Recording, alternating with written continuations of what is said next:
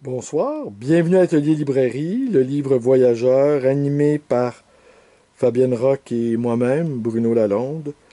Nous sommes à Montréal le 6 novembre 2022.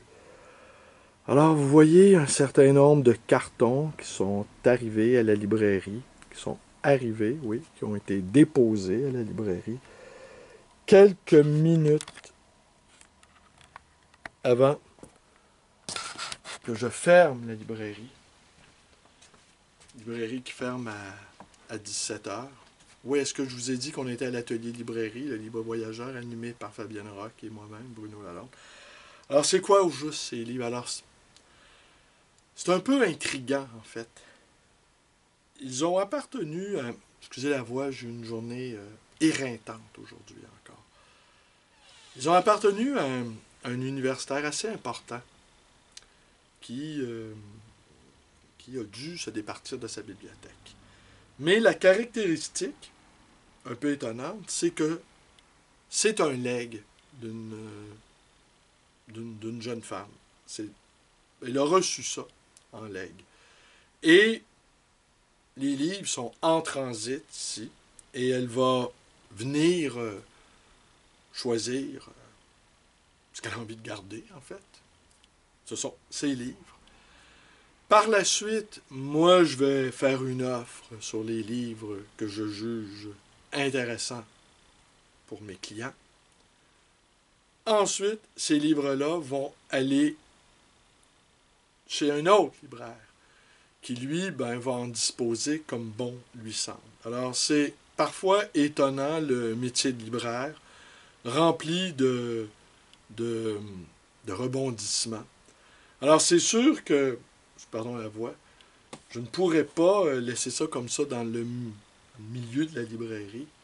Et demain matin, je vais les disposer de telle sorte que cette jeune femme puisse pouvoir y avoir accès et que je puisse faire mon boulot de libraire convenablement en laissant les clients aller et venir dans les allées. Mais pour l'instant, c'est juste impossible et c'est en fait inimaginable.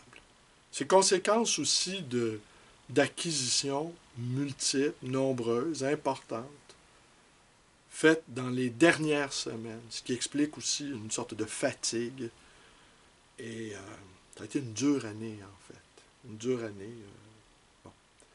J'ai quand même eu le temps de lire ce livre de Federico Zeri, J'avoue m'être trompé. Et c'est quoi au juste? C'est qui est ce Federico Zeri? Eh bien, c'est un historien d'art né en 1921, décédé en 1998. Il a aidé à constituer le fonds muséal de Jean-Paul Getty, le musée Jean-Paul Getty à Malibu. C'est un spécialiste de la peinture italienne, 13e et 14e et 15e siècle. Ce qui a attiré mon attention sur ce livre, c'est qu'il est question de sa maison-musée, de sa maison-bibliothèque. Et c'est un livre qui se lit très facilement, fort heureusement, autrement je n'aurais pas pu vous en parler ce soir et je ne vais pas vous en dire grand-chose non plus. Et c'était un mondain qui fréquentait les duchesses, les comtes, qui fréquentait la gentry, à la fois très très fortuné et né et rompu aux usages du monde, et avec, pour la totalité d'entre eux, en fait, des érudits qui passaient leur temps à voyager d'un continent à l'autre, à se porter acquéreur d'œuvres importantes. Lui, cependant, sa collection, qui a été léguée à, qui a été léguée à l'Italie, était une collection qui, vu son, pardonnez-moi la voix, vu qu'il n'avait pas des moyens infinis, il avait l'art de faire les brocantes, les marchés aux puces. Et comme il avait une expertise inimaginable et l'œil de lynx qui va avec, il pouvait acquérir à des prix, somme toute, très modestes, des objets de grande valeur. Et c'est un peu ça qui est l'étonnant aujourd'hui Peut-être aussi, c'est l'époque avant l'Internet, où chacun n'avait pas les possibilités de vérifier la valeur d'un objet, ou même la valeur d'un livre. Mais encore là, dans le cas des livres, c'est assez aléatoire, car pour un même livre, les différences de prix, les variations de prix, peuvent être assez importantes. Et souvent, les gens, mais pas les libraires, font l'erreur de faire le prix médian. Mais moi, ce que je dis toujours à certains clients qui disent oui, j'ai vu une cote sur Internet, parce que parfois les clients aussi s'imaginent que les libraires ne font pas de vérification sur Internet. C'est pour ça aussi que le marché de l'expertise a, a beaucoup, beaucoup, beaucoup, a beaucoup, beaucoup changé, a beaucoup évolué. Tout un chacun est en mesure aujourd'hui, assez facilement, de pouvoir avoir des informations sur la valeur d'un livre ou d'un objet. Cependant, cette évaluation-là ne donne pas une expertise sur le marché lui-même. Est-ce que l'objet ou le livre peut-il trouver preneur? Alors, et les gens, oui, le prix moyen. Non. Il ne faut pas regarder le prix moyen, il faut regarder le plus bas prix. Et si, par hasard, on retrouve sur le marché de l'Internet 10 exemplaires d'un même ouvrage, et déjà, c'est plutôt mauvais signe, visualiser la pile des 10 ouvrages, et que le prix le plus bas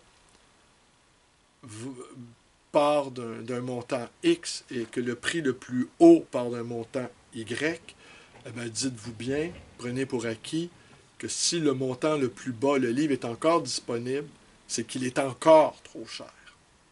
Voilà. Et quand on ne trouve aucune trace d'un livre, c'est là que ça devient intéressant. Quand le livre n'existe pas, ou parce que tout existe, et tout est répertorié de manière, à toutes les 5 secondes, à toutes les secondes, il y a quelqu'un qui propose à la vente un ouvrage. Et l'ouvrage rare, l'ouvrage qui a été mal évalué, eh bien, les chasseurs d'aubaine, qui sont hyper actifs, corrigent immédiatement l'erreur. Et le livre redisparaît. En fait, il apparaît et il redisparaît dans la vitesse de l'éclair. Alors, ceux qui sont encore là, qui sont encore offerts à la vente, il faut vous dire que c'est le prix le plus bas qui fait loi. Alors, évidemment, les contrastes sont tellement... Alors, lui, donc, Federico Zeri a chiné, a fait des transactions dans un univers où la culture, l'expertise culturelle était vraiment un avantage concurrentiel, indépassable pour faire de bonnes affaires. Ce qui n'est plus tout à fait le cas, où tout un chacun peut se croire habilité à transmettre une expertise qu'il aura acquis en une nanoseconde, ce qui ne fait pas de personne un expert et qui ne donne pas non plus la réelle valeur sur le marché réel. Alors je dis ça parce que, également, aux alentours de 1970, il s'est aperçu, Zeri, que le monde qu'il avait côtoyé, ce monde noble, de gens extrêmement cultivés, de polyglottes, de personnages cosmopolites, était un monde en train de disparaître. Et qui était même en train de disparaître, on aurait envie de dire, avec l'apparition de l'homme masse, tel que le qualifiait Élémir Zola. Élémir Zola, qui est un intellectuel italien aussi, d'un assez haut niveau aussi. Et c'est ça qui est fascinant dans le cas des intellectuels italiens, c'est leur extrême érudition. Évidemment, ils grandissent au milieu de merveilles qui datent de l'Antiquité. Ils sont environnés de beauté. Tout est beauté. Ils sont... En fait, c'est tout le pays qui qui ploie et qui est saturé de beauté infinie, de beauté architecturale, de beauté picturale. Et là où il s'est trompé, en fait, Zéry, parce qu'il faut bien donner une explication au titre, c'est qu'il a accordé, selon lui trop d'importance à la peinture et pas assez à tous les éléments connexes reliés à la peinture, les techniques, l'histoire, le temps, les matériaux, le climat général, toute la culture. Et entre autres, il se désole de ne pas avoir, suffisamment accordé d'importance et d'études à la musique. Mais il travaillait la nuit, le jour fréquentait des sommités, et plus il avançait dans ses recherches, et plus il faisait cette expérience amère de savoir, réaliser en fait qu'il ne savait peu de choses. En fait, c'est ça aussi. S'enfoncer dans la connaissance, c'est au fond s'enfoncer dans l'inconnaissance. Et cette inconnaissance-là, qui pourrait être une manière de transcendance, n'est-ce pas, est difficilement accessible à ces esprits extrêmement sophistiqués et d'une très haute exigence. Alors donc, oui, c'est un récit fragmenté, vous disais-je, qui débute avec sa naissance et qui débute pas, on va s'en dire, avec sa mort. J'ai trouvé ça très intéressant. Je voulais vous lire le passage où il parlait de sa bibliothèque. La bibliothèque qui remplit, qui en fait, il a réussi à construire une espèce de manoir avec peu de moyens, logé dans un grand territoire ou avec des arbres fruitiers et un jardin et un potager. Et il pouvait même affirmer que d'une certaine manière, avec son potager et ses arbres fruitiers et ses accès d'eau, ses voies d'eau, il pouvait atteindre à une assez grande autonomie. Alors on imagine cet érudit au milieu de ces milliers de livres, dont il dit d'ailleurs, à un moment donné, je n'ai pas retrouvé le passage, qu'il a à peu près des dizaines de milliers de livres, qui sait qu'il ne pourra pas lire avant sa mort, mais que même un livre à peine touché, comme celui-là, à peine ouvert, offre des aperçus sur son contenu, sur la teneur, sur son parfum, sur ce qu'il peut évoquer, ce qu'il peut nous révéler même furtivement, et que même quelques pages suffisent au fond pour être capable d'en tirer quelque chose. Alors évidemment, si tel cet érudit vous entourez de milliers de livres avec un potager, un jardin, tout ça logé au-dessus d'une colline avec une vue panoramique, on a le vif sentiment que si ce n'est pas le paradis, en tout cas, ça s'y approche drôlement. Alors on imagine la nuit d'études, on imagine... moi, c'est pour ça que j'ai acheté ce livre-là, uniquement dans sa maison bibliothèque. Et en fait aussi son combat, je vais conclure là-dessus, c'était de faire comprendre aux édiles italiennes l'importance du patrimoine culturel. Il observait tout autour de lui des administrateurs incultes, jugés d'œuvres sans avoir l'expertise, sans même avoir la sensibilité de reconnaître qu'ils n'y connaissaient rien. Ça a été au fond le combat de sa vie. Et moi, depuis quelques mois, en fait, je vais conclure là-dessus, on me propose beaucoup de livres. une accélération de bibliothèques qui se libèrent, changement de garde, changement de génération. Ceux qui sont nés après-guerre commencent à se délester à la fois de leurs biens, de leur bibliothèque, va sans dire. Et ce qui est observable dans les bibliothèques qu'on me propose, c'est à quel point l'histoire du Québec a son importance. Et je ressens vivement ce passage, cette perte même. Et c'est pour ça que je n'hésite pas à me qualifier de mainteneur. Je ne sais pas si il y aura un sursaut, il y aura une résurgence du sentiment national, de l'importance de conserver la mémoire, de conserver des artefacts, de conserver le souvenir, de conserver des textes qui font appel à notre histoire.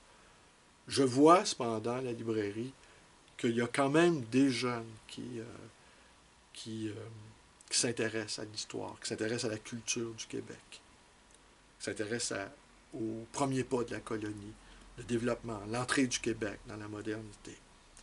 Je le vois, je le constate, c'est mon boulot de le constater, c'est mon boulot même d'offrir à ces jeunes la matière première pour pouvoir avancer dans leur réflexion.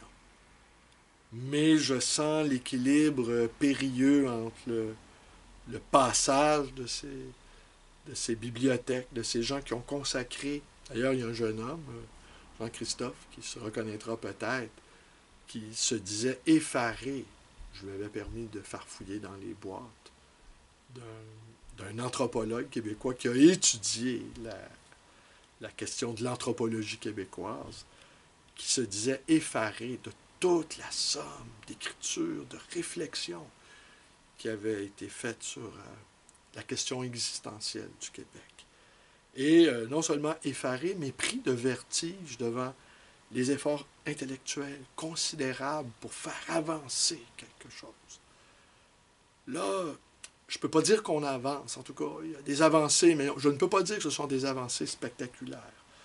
De là, sans doute, le rôle que je me suis fixé, en tout cas, d'être un mainteneur, de maintenir le fort, en attendant des jours meilleurs ou peut-être pas. Mais je sais que depuis quelque temps, il y a une accélération. Sans doute les autres libraires d'occasion pourraient en faire le même constat. De belles et, pardon la voix, de belles et de grandes bibliothèques consacrées au Québec se retrouvent remis à l'air libre, en espérant qu'ils trouvent preneur auprès des jeunes chercheurs et en espérant que pour eux, ils finissent par arriver à des résultats plus probants que simplement de maintenir la ligne de flottaison. À demain. Et dans les prochains jours, sans doute, je vais vous parler des livres dont je me serai porté acquéreur de cette bibliothèque, qui pour l'instant est en transit avant que sa réelle propriétaire en prenne possession. À demain.